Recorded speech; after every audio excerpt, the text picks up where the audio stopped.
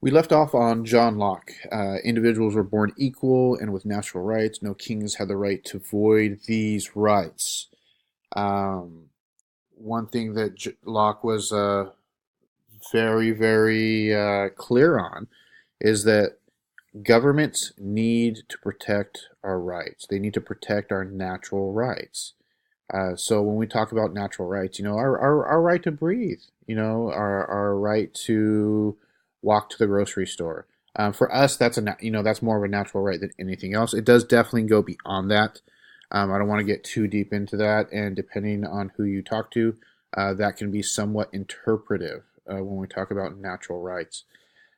So if the government fails to protect these natural rights, it is our right to revolt, to take that leader out for not doing their job of protecting our natural rights.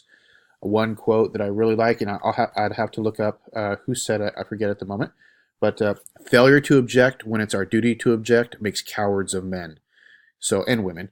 But, that means you need to stand up. If something's not right, you need to say it. Otherwise, if you acquiesce, if you don't say anything, that simply means you're in agreement. Okay, that's how our world works for the most part.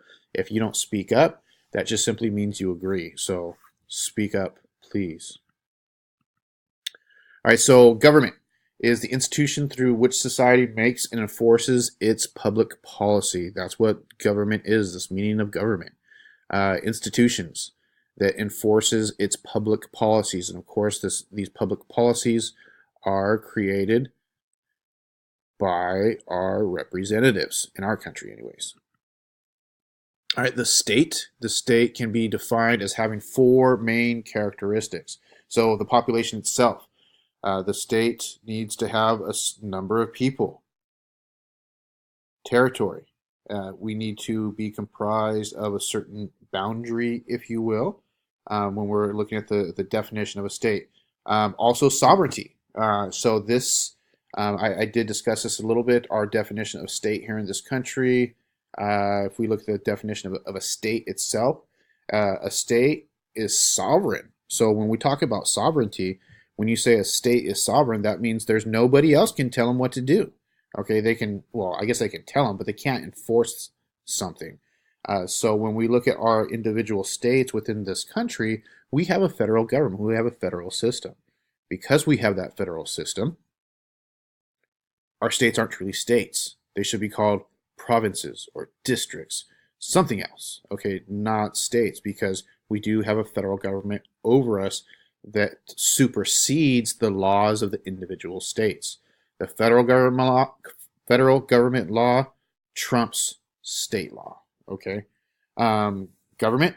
Every state needs to have a government. It needs to be organized politically.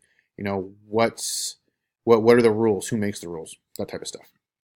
All right, next, origins of state. So these are different theories that we came up with as political scientists to explain how we got a state. So we've got the force theory, where somebody forced others to be a part of the government. These families would, settle in separate areas, and then of course the big honcho, if you will, rounded them up and said, "You will be a part of this government." Evolutionary theory. So slowly but surely, populations would submit to this larger group because they provided defense. So when you have these protections, people will naturally want to be controlled or be under a specific territory. Next, we've got divine right. So this deals with religion and whatever religion you want to talk about, a god or a being or something higher than us. Simply ordained or gave the right to an individual or individuals in order to rule the people.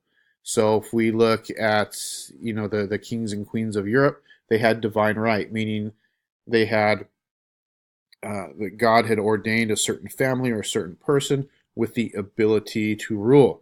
If we look at Mayan and Aztec civilizations, divine right was a little bit there also. This was somewhat of a form of control by being able to predict the celestial bodies. They didn't understand that you could actually look outside and predict certain things were going to happen.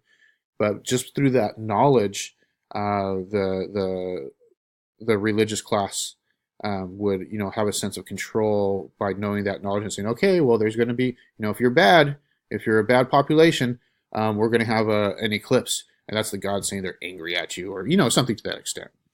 Social contract theory. So we talked a little bit about that when we're talking about Locke and Hobbes. So social contract theory is simply we give up certain rights in order to be controlled by a government, in order to, as an exchange, we give up those rights in order to be protected. Purpose of government. The main purpose of government are described in the preamble of the Constitution of the United States. You guys can read, so go ahead and read that. Give you a sec.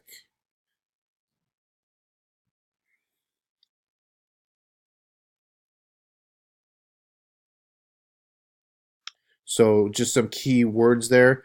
A perfect union. So we saw our country becoming somewhat large, even if we look at the first colonies, all up and down the East Coast there. We did realize that we needed to have some type of union.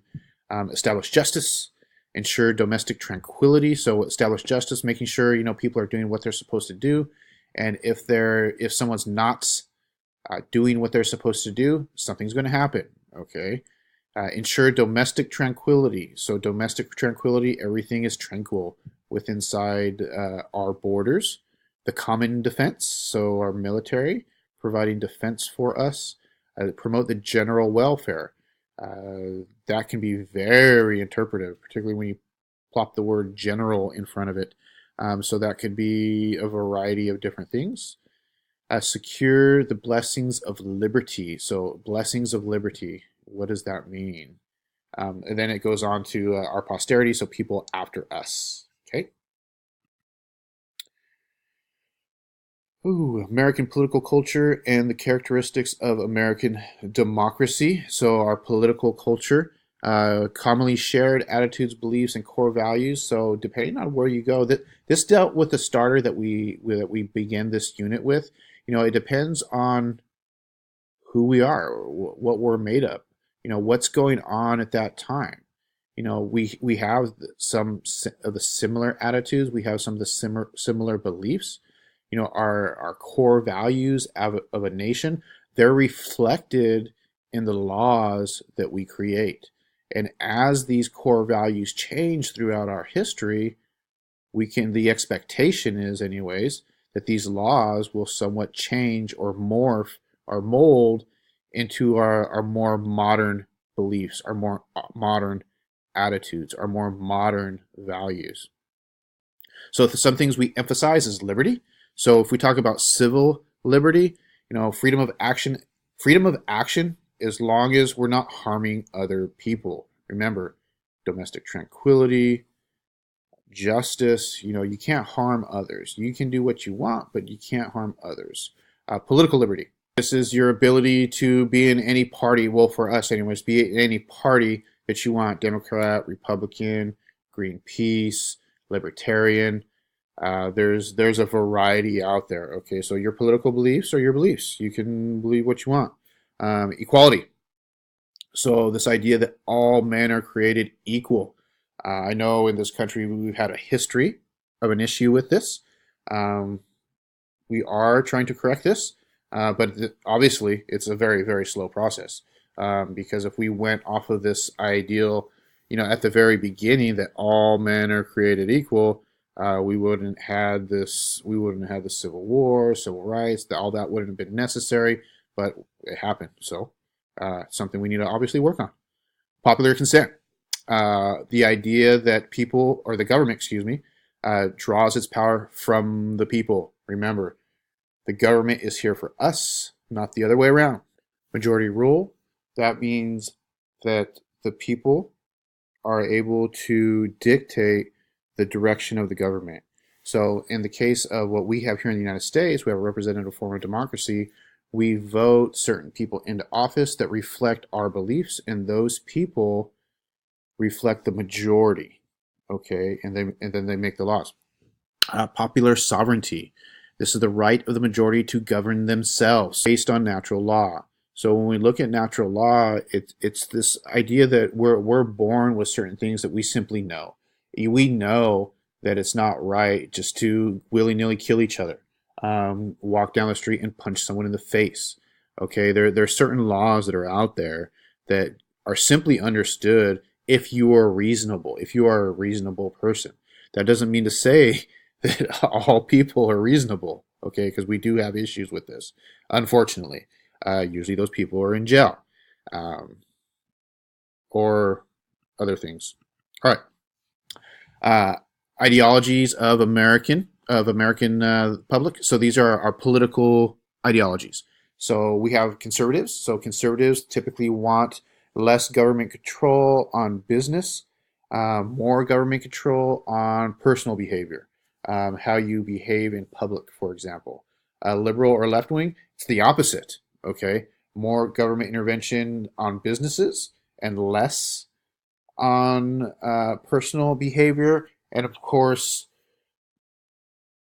this can be very interpretive depending on who you are. It starts to get a little messy, starts to get a little muddy.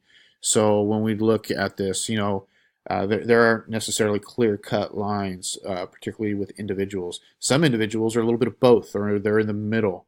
Okay, so if we look at less government intervention, but maybe they want less government control on personal behavior also. So it gets a little fuzzy.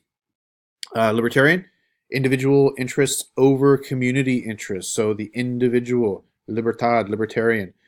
So individual interests are more important than community interests.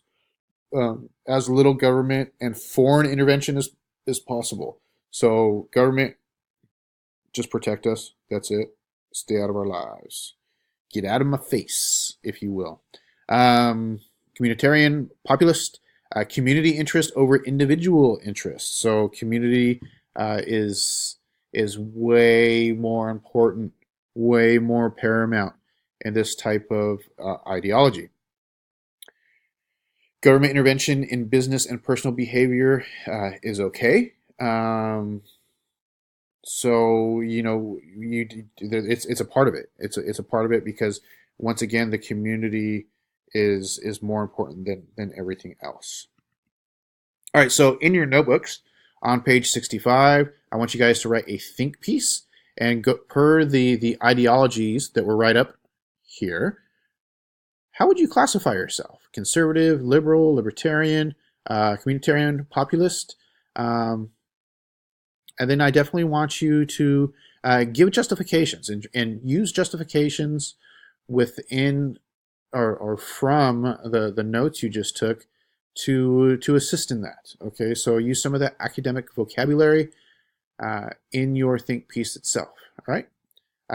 Thank you very much for watching these videos, and have a great day.